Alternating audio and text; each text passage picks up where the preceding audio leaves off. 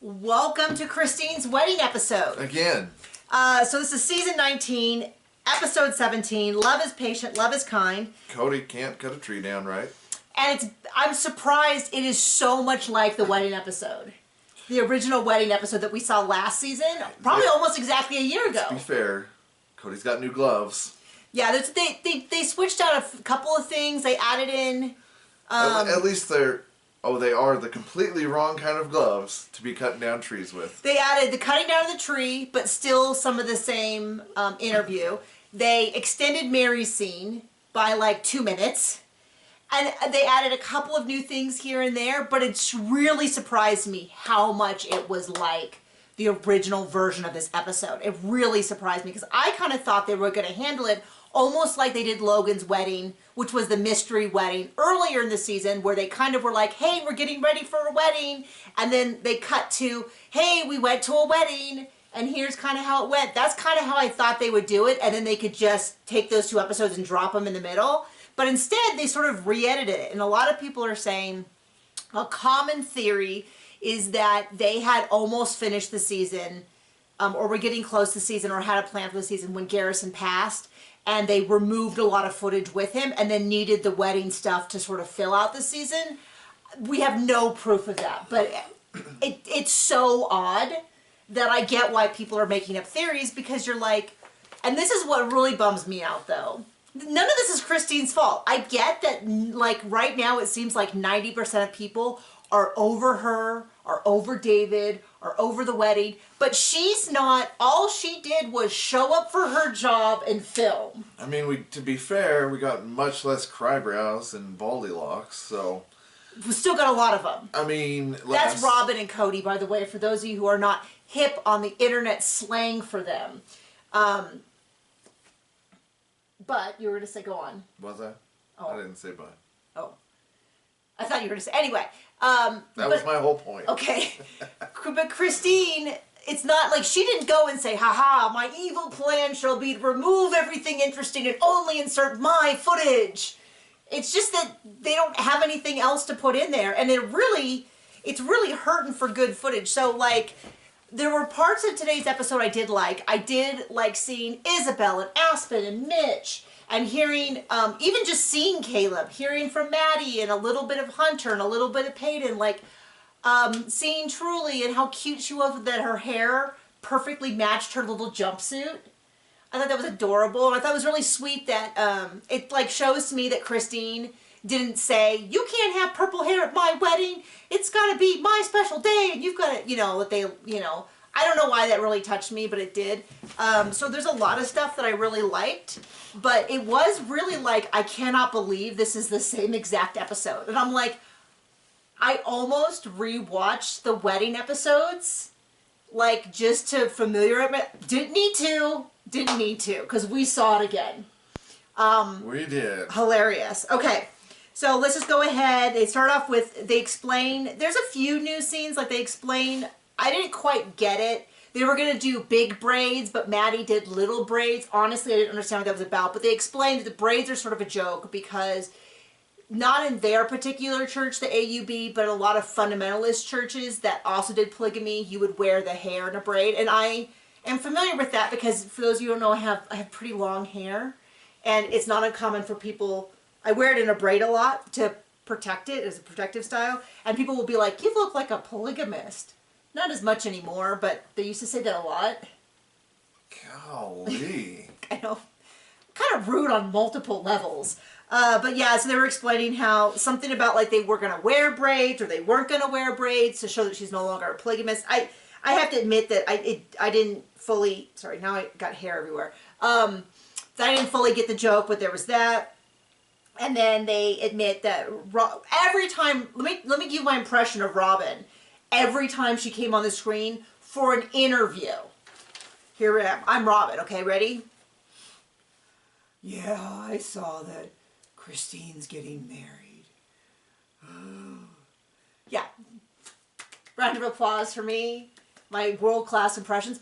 Every time we see her. And it's like, get over yourself, lady. And it's really odd because... If we know anything, we know that that's impossible. So we find out that they're aware that Christine is getting married because they saw her invitation at someone's house. Later on, Cody admits it was his sister's house. Christine did say that she... And I wonder if it's the same sister that he got so mad at, because in an interview that he did last year for like a deconstructing Mormonism, he talked about how his sister never supported him, but then called him up to chew him out about his talk about patriarchy. So I'm wondering if it's the same sister. I don't think he's ever said her name. He just, I have a sister. The same way he has a wife. So, you know, and then Cody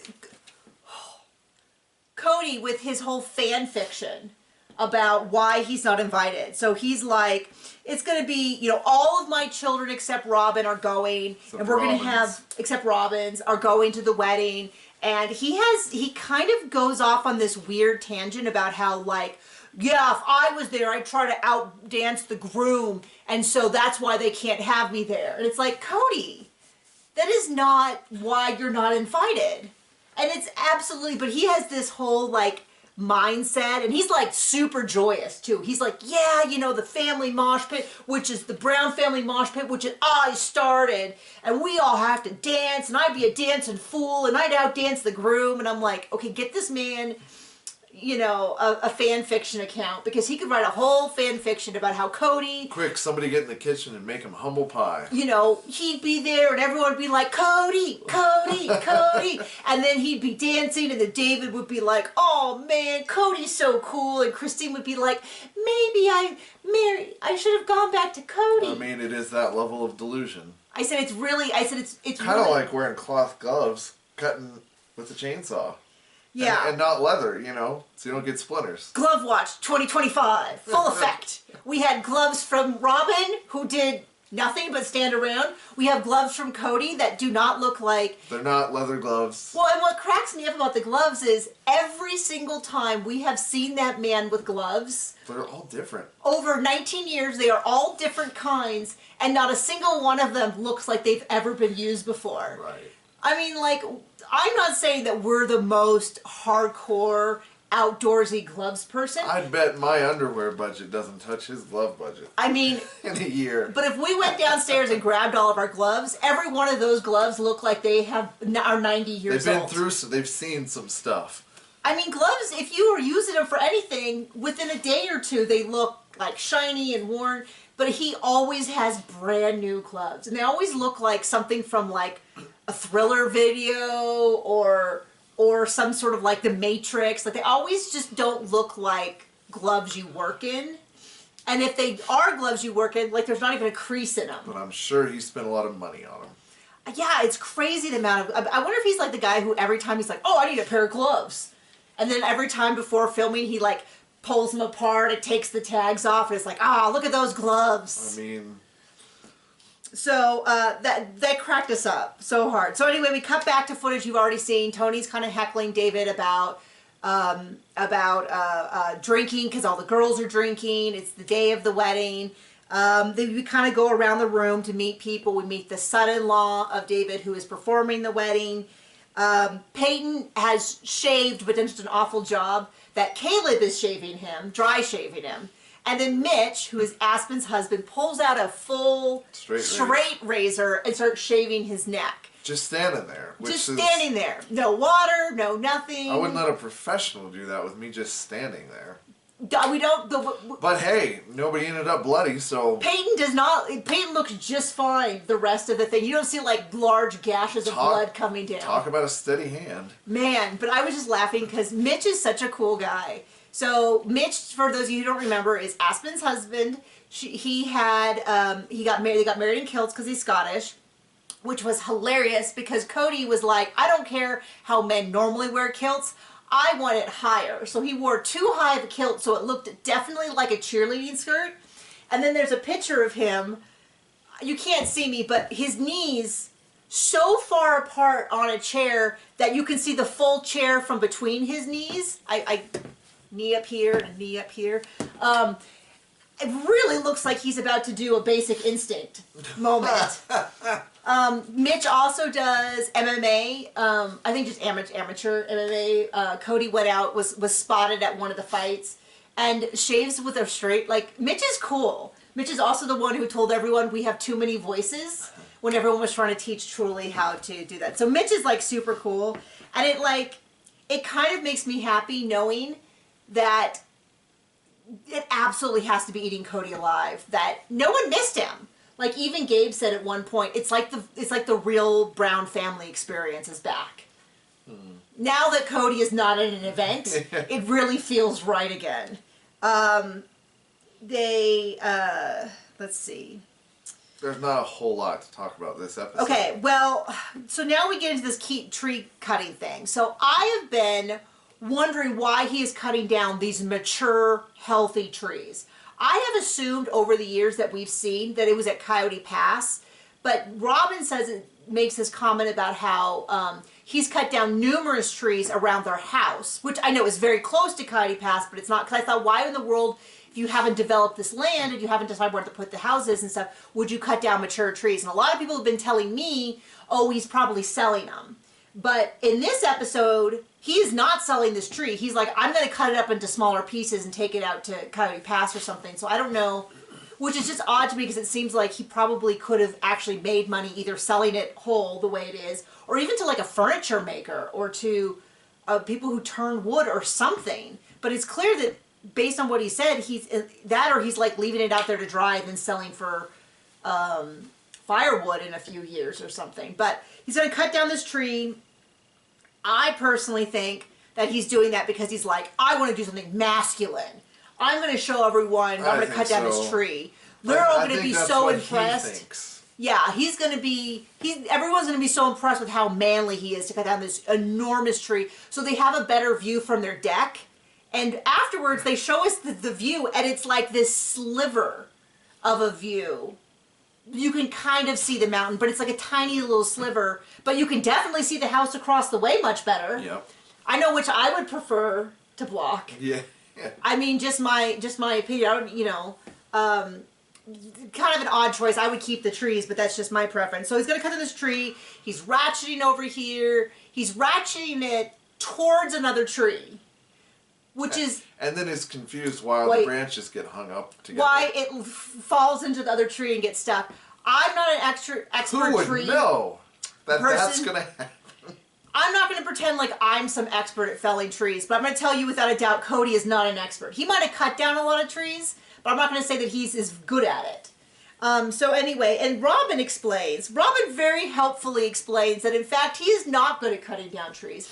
He's cut down a lot of trees around their home. And in fact, one time he dropped one on the roof of their house and damaged the roof. And a lot of people were like, well, I hope he disclosed that with the house he just sold. And someone else was like, I wonder if that's why there's a mold problem. So I didn't know that. I don't know. He might be getting an angry phone call from the person that just bought his house. I bet you for sure someone was like, hey, that house that you just bought, did they tell you that he dropped a big tree on it? Because... You might want to talk to your real estate agent about whether or not that was properly disclosed if they owe you money. Fixed is fixed, but you never know with these folks. But if he went up there and tried to fix it himself and didn't, but that's what an inspection's for, right? So she describes about how he's like Babe Ruth. Either he's striking out or he's hitting a home run, which is not how I think of Babe Ruth. But I'm not a big baseball person. Also, real backhanded compliment. And she's like, because then she follows up with saying he's either doing things really intelligently or just... What was the word she used? Or just winging it or something like that? I don't know. She is not presenting him as a very... And she's also got gloves on. He turns on a chainsaw. It takes him a long time to turn the chainsaw on, but in our experience with chainsaws, some chainsaws will embarrass you like that. I mean... We had the one that did that. gloves should be more embarrassing than anything else. And then, the way there were two trees. They didn't really disclose that. They kind of made it edited like it was one. No, it was the same tree, but it fell off, and then they had to cut it again. Oh, was that? Oh, that's what he did. Okay. We had a really hard time figuring it out from the angles because it looked like. But he got that chainsaw stuck in there twice. Or yeah, and then I don't know. But he ratcheted it so when it fell into another tree, and then just was still, it was like... And was dumbfounded that happened. So then he had to undo it. He's like, this is super dangerous. And he's talking about how, like, he's like, felling trees is just physics, but I'm not a physician. Or not a physician. A physicist. That would have been funny, but I just made myself look stupid. I'm not a physicist, and I thought, well, then it might as well be magic. If you don't understand physics and it's all physics, then it might as well be magic to you. So he does it. Robin's kind of freaking out, and I don't necessarily think she's wrong because he's an idiot and he could kill himself and the tree. So then he's over there, and then it falls over and tips, and he cuts it again, and he gets the chainsaw really stuck, and then he gets a hammer and he's doing it, and eventually he gets an axe, and he's trying to wedge it. And then eventually it falls over, and he gets so mad he takes the axe and he throws it at it. Was it the axe or was it the hammer? Know. But like, takes off his thing and he throws it on the ground and he throws his axe, and we're like, oh yes, we also saw our 8-year-old son behave badly this weekend when he was frustrated. Normal people put wedges in the tree before it falls over. I mean, who knew? I don't know. There were so many things wrong with how he did it. I mean, I can't tell you how to do it right, but I can tell you when you have a bad plan. And he had a bad plan, so he's mad, and he throws his hat, and he throws the hair. This is all ridiculous. So we cut back to, we hear from Isabel and Maddie about how much they love David and how everyone is so happy. They're so happy for Christine. I think a comment was made by Isabel about knowing David as a father, as a dad, and that was like, I mean... Yeah, I mean, everyone seems really comfortable. When your father is no longer there anymore at all, I mean... But wow. They cut to an interview with Caleb, Maddie, and Hunter, and Caleb is now smooth shaven, and there was a part of me that wondered, did she... Because I remember Caleb was already kind of getting thin hair back here, even when they were courting. And I had this inside of her being like, you cannot be like my father. I know. Just shave it off. Caleb looks great. To be clear, there's nothing shameful about losing your hair. It's just, we all have bodies, and bodies don't do what we want. Otherwise, I certainly wouldn't have lines and stuff like that. But the point is, just shave it. So anyway, I had to kind of laugh about that. And Caleb and Maddie both talk about the twin. Like, it's really sad that the family that they grew up with is no more, but they're also really happy that since that has happened, that Christine is really happy. They really like David. I think it makes perfect sense to me that everybody gets along with David because he's used to this really big, chaotic family. It's like, he has 8 kids. What are 13 more? I know, right? Yeah, just bring him on in. Bring him on in. He seems really comfortable. So one of the things that always bothered me about Cody is he liked the big family, and he even talks about that, like how he likes being the center of attention. He needs a lot of attention, which is like, you preach into the choir. We know this, Cody, if there's one way, but he has to be the center of attention, and that's so clear. And when they have this big group, he's always the center of this chaos. Like, he is what is creating the chaos. And David seems really comfortable around everyone, but seems more like the eye of the storm, like very calm. And everybody else is a little, like, he doesn't seem, so it's just, I totally get, it does not surprise me that they seem really comfortable with him. And I think what I would like to see is Cody having to watch the wedding episode. It's like in real time, like how we on our Patreon watch the episode and people can see our facial expressions. That's what I want.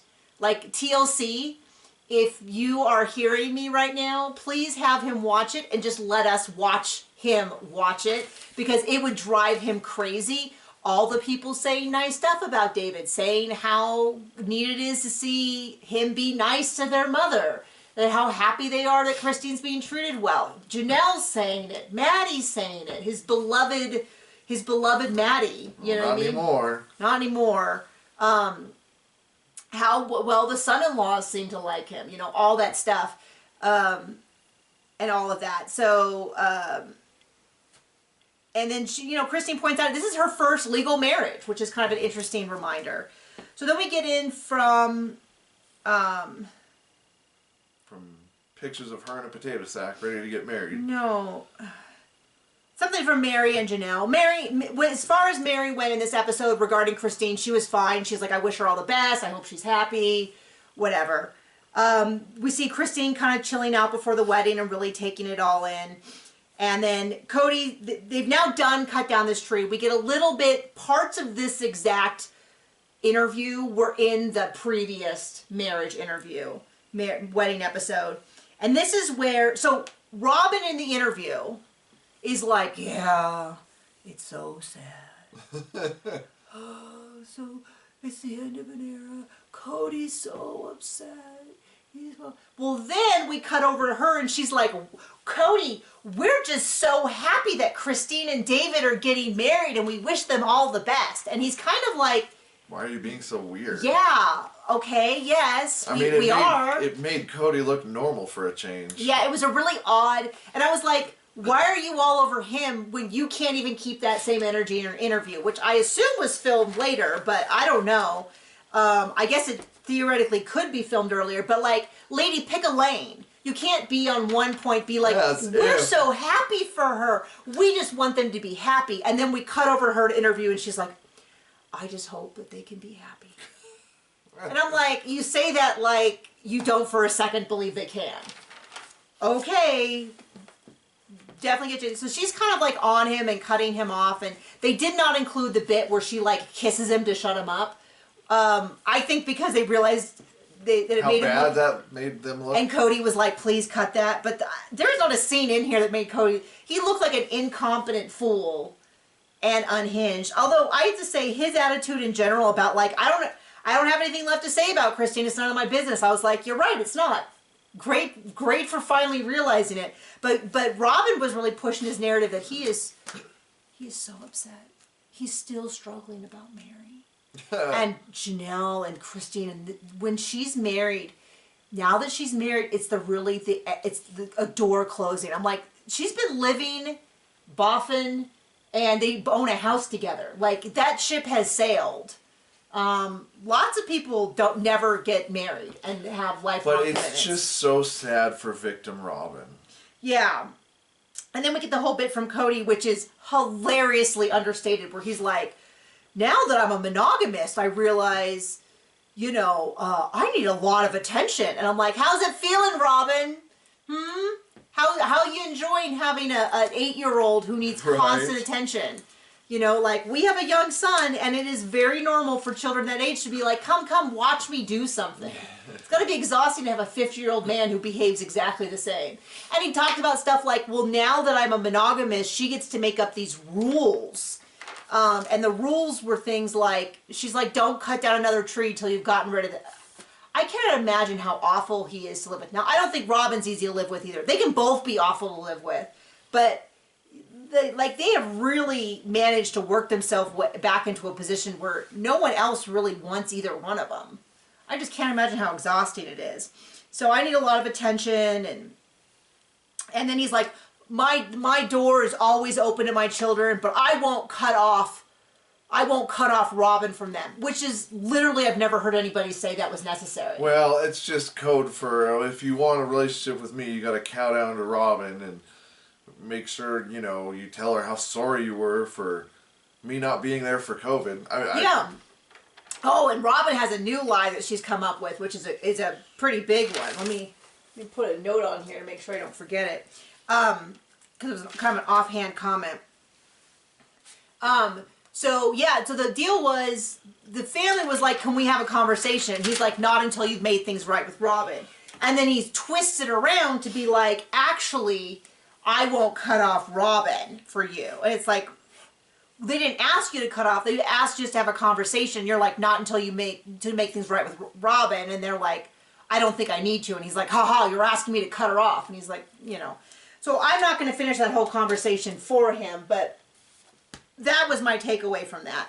Okay, so now we cut over to Meri, and she's going to decorate the whole house for Halloween. She still has the flowers from the commitment ceremony, which is wild to me. And I was like, why in the world would she keep them so long? But then it kind of makes sense, because what she explains is, it sounds like it was in with all of her decorating stuff, and then she hasn't decorated her house since she moved to Flagstaff. So what she said was they moved to Flagstaff, she decorated the house for Christmas, and no one came over. Sounds about right. So then she just stopped decorating. So maybe the reason she still has these flowers for such a crazy long period of time is because she just hasn't gotten into it. And frankly, if we got into some of my boxes that are out in our storage unit, I would absolutely be guilty of the same thing, because we had a number of moves all in a row. And there's some boxes I haven't gotten into, like the china. Anyway, so they're going to decorate the house for Halloween. They have all the flowers. I kind of thought they were going to spray paint them black, but they're like, her friend Blair, who is absolutely not her boyfriend, people. They've on the show, they've been really clear that he is gay and married to a man. Yep, he's got a type and it ain't Meri. And it ain't Meri. But it used to be on the internet, people would be like, oh, she posted a picture of, it must be her boyfriend. And we're like, no, that's not her. Not that kind of boyfriend. So they talk a little bit about how they never really, Do they never really? when she was a kid, growing up in the church, they didn't celebrate Halloween. Very relatable. We know exactly what we're talking about. I went through a phase where I didn't celebrate Halloween for a while. I mean, I was like 12, 13, and I was like, it's a devil's holiday. Then I was like, oh, it's a cultural holiday, like that kind of thing.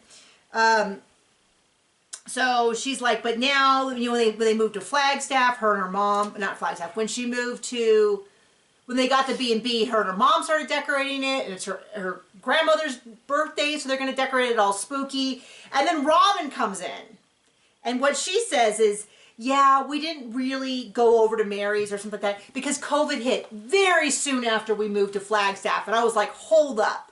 I'm going to have to go look at the timeline, which I haven't done, but my gut says it was several years between when they moved there and when COVID hit. So now she's trying to say, well, the reason why we never really went over to Meri's house was because of COVID. Well, liar's gonna lie. I mean, and this is what makes me frustrated, is because, like, why don't they just say things like, hey, Meri, Robin claims that she's always, like, I get why Meri, Janelle, and Christine were on the outs, and I don't blame any three of them for the fact that they have this conflict. But, like, Robin was supposed to be Meri's best friend, and they were so close. Why didn't they have any relationship? Because Christine and Janelle, you know, they bounced into each other all the time and did stuff, but the two, so anyway, Meri heard that Christine is getting married. She makes a big point about how Christine doesn't want a relationship with her, which I think is a little inauthentic, because does Meri want a relationship with Christine? If she does, just say that. But I kind of don't get that vibe based on how she talks about Christine. I think it's kind of a mutual thing. Maybe I'm wrong there. We cut back to Cody feeling a lot of FOMO that he's being left out of this party. And then Robin's like, maybe it really is the end. It's the closing of a chapter. Yeah, lady, it was years ago, like over a year ago. Oh, but poor Robin. And a lot of people are really convinced that Christine was dating or knew David before she left Flagstaff. I respect you're allowed to have whatever theories you want. This is not a danger to U.S. security, safety, or your health. Like, you're welcome to have it. I just don't see any evidence of that. And I've absolutely known people who got divorced and got married really quickly. Or widowed or whatever. I don't see any reason, and I haven't seen any like, oh, it's so clear because they double talk. Yeah, they've kind of explained everything pretty well. I don't think she knew David from beforehand, but you know, if that's what you think, then that's fine. But it's crazy because Christine's been gone for so long, and for Robin to be like, it's the end of a chapter. But then it's also confusing because Meri will say things like, it's still my first year of being divorced, and I'm like, but except it's your 12th. Well, it's not even, like, there's that factor, which even Meri and her friends make that joke as well. But it's now well over a year since they had that talk at Coyote Pass. So I guess she's using the spiritual divorce as her marker. But it's almost been a year for that as well, I think. So I just find it odd. So let's see. So then we get a lot of wedding. Everybody's dancing around. They do the wedding again. I fully admit I did tear up again. I know that's so hokey. I did tear up again. It was sweet. It was a sweet kind of thing. I did not. I'll tell you one thing though. Did not need to see the lap dance again. I have no problem with the fact they did it. Either one of them. Either one of them. I just don't need to see it. And it was such an odd choice to include that again. What I would have loved is more interviews from any of the kids about anything. There was super sweet, you know, Isabel talks, was super cute though, because they really do like make out. And I'm like, come on, you guys are living together. You can do that. This is not like your only chance. It's not like this is your first kiss and you get carried away. Like, come on. Isabel is like, you know, we never saw my mom be affectionate before, so it is really sweet. Kinda. Hilarious moment, because it's exactly how I felt. Like, it's really nice to see, maybe. I can't remember exactly how it is. Exactly what she said, but it was exactly how I felt, which is like, I am so happy for her, but I don't necessarily see all of it. And then they did the lap dance, and his friend gave him a lap dance, which was kind of weird enough, but then she gave him a lap dance, and I really didn't need to see it. Not a judgment. It's just sort of one of those things. I felt a little bit more like Janelle, which is like, I'm so glad that she's in love, and I'm so happy for her.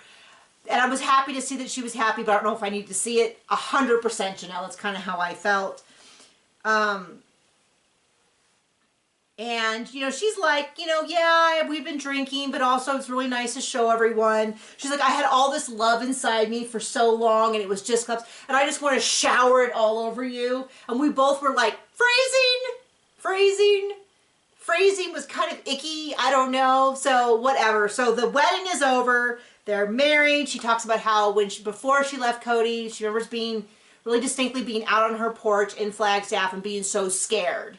And now she's on the other side of that, and she's happily married. She has a man. She has this great relationship with Janelle, with Janelle's children, you know. And that had to be really scary because she has the experience of what happened to her own mother when her mother left.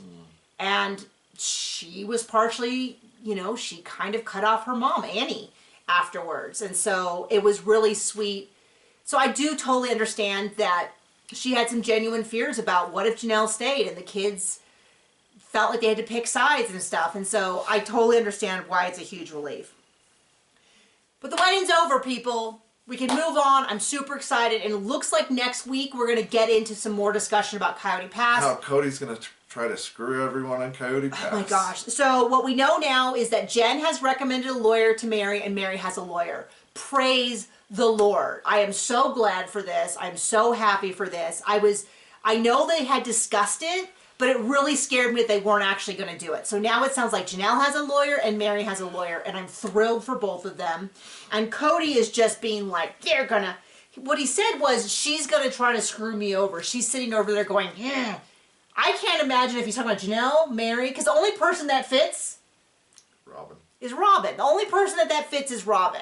I believe that even if they took Coyote Pass, they split it down the middle and Meri got half and Janelle got half, they would still be getting less than what they deserve, because that huge McMansion on the hill, the connected layer, you know, all of that has doubled in value essentially, and they're not going to get a dime of it. So it is impossible for them to screw over Cody, because even if they took everything, it would still be less than all of the assets that he's stolen from over the years. So there is not a lick of pity from me for him and Robin, and there should not be from you either.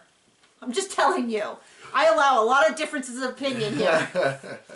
But there is no way that they could... I think Janelle could take all of Coyote Pass, and the only person to be screwed over is Meri, not Cody and Robin. Yeah.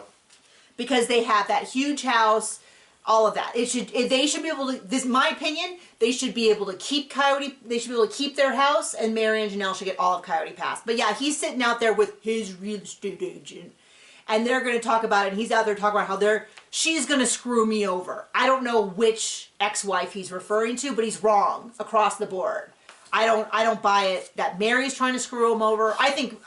In fact, I think Meri could try 3 times harder, and she still wouldn't be close to screwing him over. Because I just don't think that she realizes what a dangerous man he is. And he's like, those people would in a second. No. No, they wouldn't.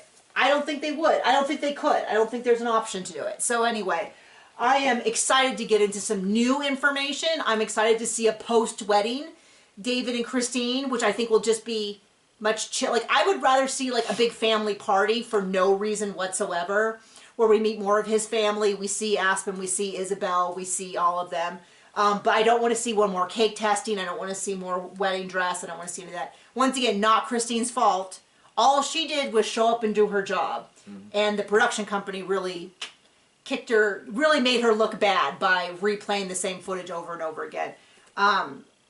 What we know, the issue we know, Cody alleges is that Robin is now ready to sell Coyote Pass. What we know now is that it has not been sold.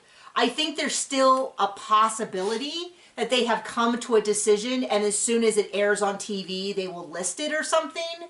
I don't know, but as of now, there's also a big risk that nothing has been decided because it hasn't been listed and nothing has changed. But they could have written up some contract that they all agree to that will go into effect in the future. So thank you for joining us. Were you so surprised that Christine and David actually got married? I know, a real shock. Okay, bye.